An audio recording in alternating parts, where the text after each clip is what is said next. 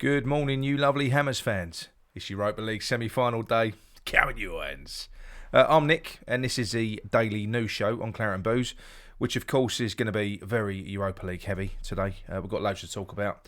But before we do get into the agenda, it's my turn today to do a bit of marketing. And I hate doing it, but here we go. So, look, if you're new around here, first of all, welcome. So, Claret and Booze, you know, we're a three-man channel. There's me, my brother Gary, and our good mate John, and we produce daily news content throughout the week with a different face each day. We do live interactive match review shows as well as a live weekend show where we have special guests, and it's called the Claret and Booze Up. So, please subscribe and also click that bell notification icon to be notified when our shows go live. And one last thing, if you do enjoy our videos, don't forget to click like and leave us a comment as well, because the more people that like the videos, the more times that YouTube recommend it to others, and that's how it all works. So every interaction that you make, it does genuinely help the channel. Right, on with the show.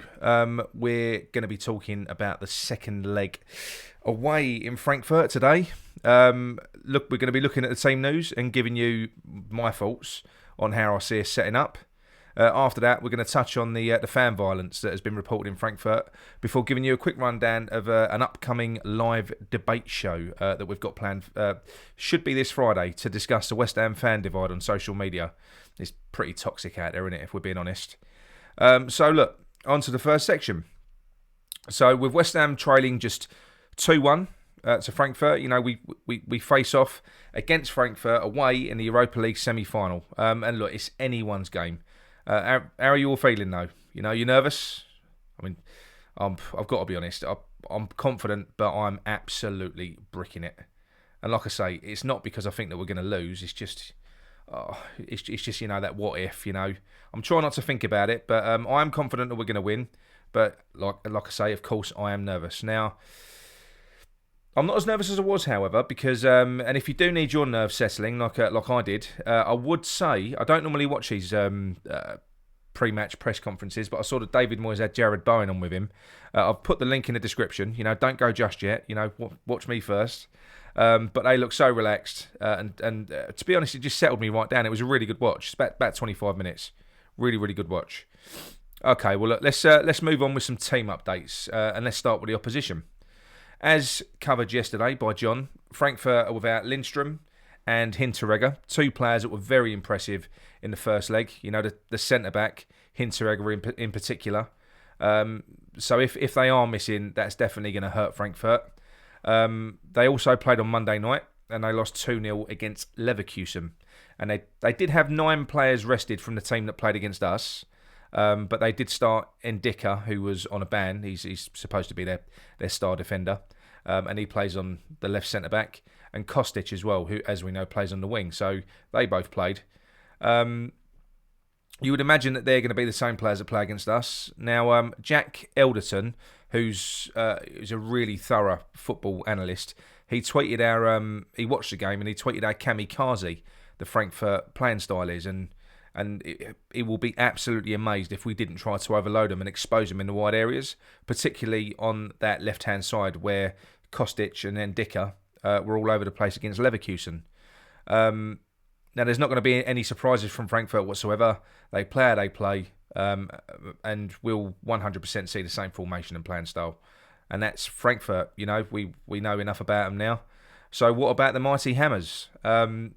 David Moyes confirmed in his pre-match presser that Johnson has fully recovered from his injury and he's back with the squad, and also hinted that, we didn't hint, he said that Diop, whilst not 100%, he's also going to be in the squad as well, that's unbelievable news now, isn't it? You know, from one available centre-back to 3, and Oggy is also on the mend, so we're expecting to see Ogbonna as well before the end of the season, which again, is fantastic. So we should have, well, perhaps not a fully fit squad, but a fully available squad, with the exception of Oggy, and that's brilliant news for us. But the question is, how will Moyes set up? Now, after the start last week, I very much doubt, and I hope and I pray that David Moyes will go anywhere near a back 3 against Frankfurt this time. Leverkusen, again, who beat them 2-0 on Monday, they played a 4-2-3-1, you know, the West Ham way.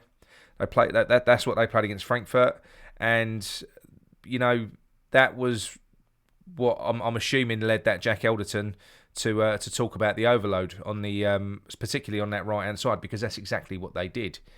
Playing with a right back and a right winger in our normal system will allow us to double up and create that overload in the wide areas that Jack was talking about. Now, assuming that we go with our normal formation, we can all name 9 of the 11. The only positions that are always up for debate are right back and left wing. So my choices, personally, I would go for Fredericks at right back, who will easily cope with the pace and the threat of Kostic, whilst giving us his freaky pace in attack to create issues in wide areas. And I'm pretty sure that you all know that my choice at left wing is going to be Fornals. Fornals all day long. Benny does give us a really good option from the bench. And interestingly, on Monday night, Yarmo was given 70 minutes in a 5-0 win over Derby for the under-23s. Maybe to sharpen him up for this if needed. He scored and assisted and played pretty well by all accounts. So that's the teams done. Now, what of the other potential influence on the game? The Frankfurt home fans, that's all we've been hearing about. We all saw their choreographed performance at the London Stadium, and we're being led to believe that the entire stadium in Frankfurt, they're all going to be at it. In fact, in that press conference that I've referenced, that I've put a link in the description to, a Frankfurt reporter asked Jared Bowen how he feels about the entire stadium bouncing with their choreographed support. She literally said that they're all choreographed. Now, I'm not being funny, and look, maybe it's just me, but as impressive as the Frankfurt fans were as a spectacle, all wearing the right strip to match the team. I mean, look, every fan must own like a home and away kit. They all had flags and scarves and stuff, and yeah, it was impressive and loud, but hostile and intimidating? I don't think so. I mean, it's pretty camp in my opinion. But look, who am I to judge? It makes me wonder if they have to pass a test before they sort of get entry into the stadium, to make sure they're fully versed on their dance moves. I mean, it wouldn't surprise me. But look, we've had it all on Twitter, and whilst not all Frankfurt fans, most of whom appear thoroughly decent, we've seen our fair share of deluded idiots that seem to think that there is no way on earth that West Ham can win at Frankfurt because of the intensity of the home support. Well, it's a bit weird, isn't it? That their home form this season it's been poor. Terrible. It's been terrible. And they're far better on the road. So maybe, Frankfurters, your silly, demasculating dancing and flag waving is putting your players off, And a little message to you all, because I'm not, well, you can't be aware, because the fact is, West Ham are massive everywhere we go, including Frankfurt, and you're going to find that out. I believe this is our game, You're going to get beat. You're going to get beat on your home turf. And it's going to be West Ham in the final against the other semi-finalists, whom I fancy to overturn a 1-goal deficit, Rangers at Ibrox. You can't write them off, So I'm calling a West Ham Rangers final, and what a brilliant day that will be. Come on West Ham, and good luck Rangers. Let me know in the comments who you think is going to be in the final. I know we all know that we're going to win, but who do you think is going to win the other semi-final? Okay, well, look, that's the game done. On to a bit of news about an unprovoked attack on West Ham fans in a Frankfurt pub called the Fox and Hound. On Tuesday night, 2 vans pulled up outside the Fox and Hound, and out jumped a load of ultras in Frankfurt shirts and balaclavas. They stormed the pub and they started lobbing glasses and whatever else at people and attacking them. 4 men were badly injured, and 1 guy's in hospital with facial injuries. It wasn't just the English that were attacked either. There was a group of Croatian students that were attacked for being foreigners. So it's definitely getting a bit spiky over there. And the actual bar owner themselves confirmed that it was nothing to do with the West Ham fans. There weren't very many West Ham fans in there because it was Tuesday, and it was there was only about 15 people in there.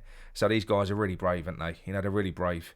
Now the early estimation for travelling away support was at 1,500 West Ham fans were going to be making that trip to Frankfurt. That changed very, very quickly yesterday on Tuesday, changed to 3,000. And on Wednesday night, it's now thought that in excess of 10,000 ticketless West Ham fans are going to be on the streets of Frankfurt today. Now, on paper, it's recipe for disaster, maybe. But as we've shown in recent away ties, if we're left alone, we don't cause trouble. We're over there for the party. However, sadly, if there are Frankfurt fans, as we saw on Tuesday night, that are out on the loose looking for trouble, well, with West Ham, they're not going to have to look very far. Can't we all just get along and enjoy the football?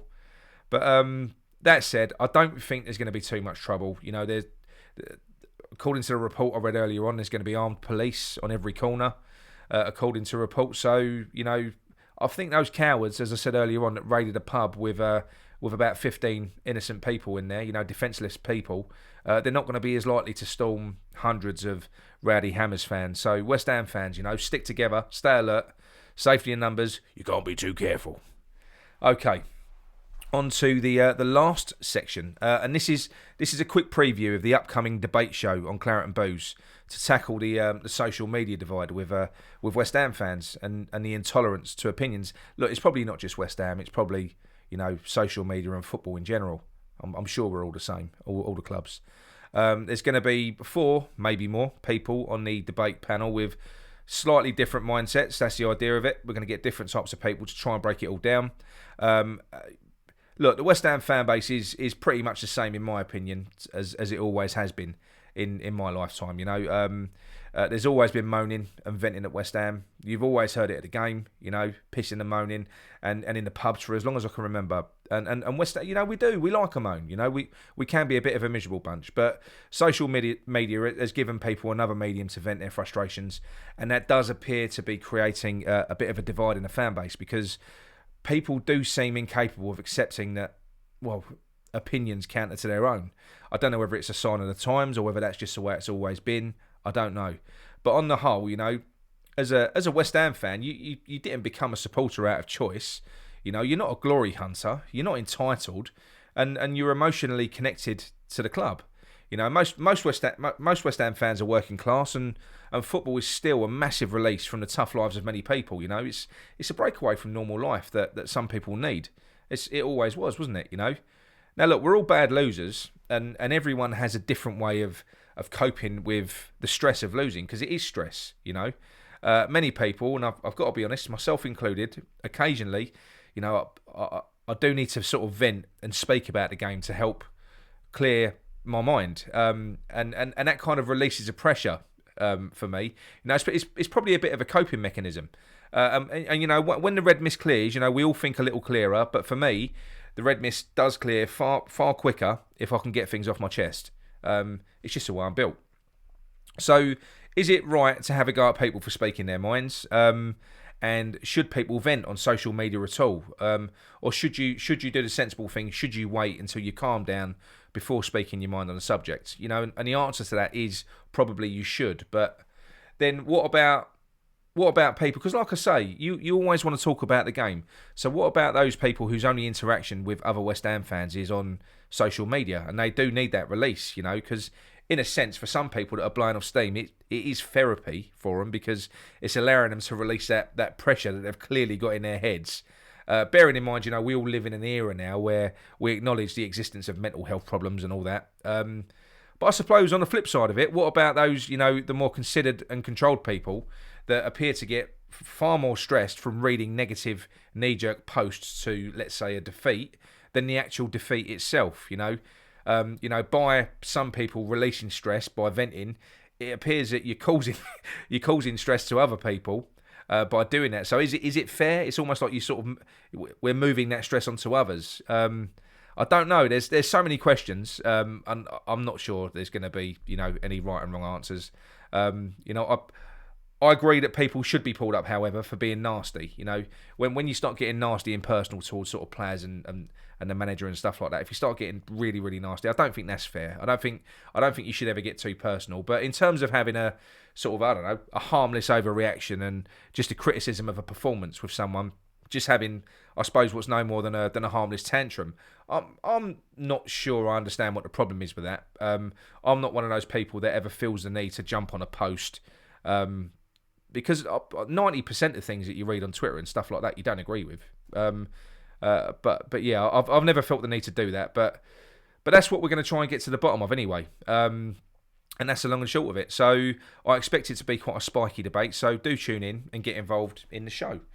And why not let me know your thoughts on the issue as well in the comments. You know, I'm sure most people have got an opinion on that, on what's right and wrong.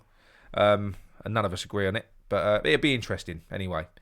So that's enough of that. Let's get back to thinking and talking about football. West Ham are going to spank Frankfurt 4-0. Look, we are 4-0. You heard it here first.